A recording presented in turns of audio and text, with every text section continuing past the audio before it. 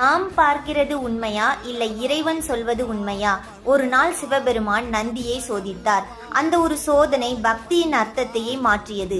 கைலாசத்தில் அமைதியாக நடந்து கொண்டிருந்தார்கள் சிவபெருமானும் நந்தியும். அந்த நேரத்தில் வானத்தில் ஒரு பறவை பறந்து கொண்டிருந்தது. சிவபெருமான் கேட்டார், நந்தி, இது புறாதானே? நந்தி மேலே பார்த்து அது தெளிவாக தெரியவில்லை. ஆனால் அவர் பணிவுடன் கூறினார், ஆம் சுவாமி, அது புறாதான்.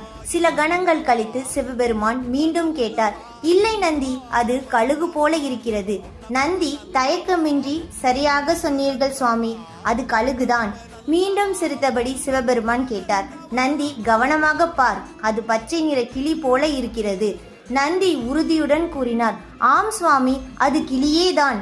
சிவபெருமான் சிரித்தபடி கேட்டார், நந்தி, உனக்கு கண்கள் இல்லையா?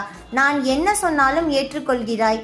நந்தி தலை குனிந்தபடி பணிவுடன் கூறினார், சுவாமி, என் கண்கள் காண்பதை விட உங்கள் வார்த்தையே எனக்கு சத்தியம். நான் புறா என்று சொன்னாலும் அதை கழுகாக மாற்ற உங்களுக்கு ஒரு கணம் போதும். நீங்கள் நினைத்தால் இந்த உலகமே மாற்றி விடுவீர்கள்.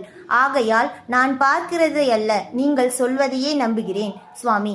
இந்த நொடி சிவபெருமான் ஆனந்தமாக நந்தியை நோக்கி, இதுவே உண்மையான பக்தி என்று அருள் புரிந்தார். கண் காட்டுவதெல்லாம் உண்மையல்ல, இறைவன் மீது உள்ள நம்பிக்கையே உண்மையை காட்டும்.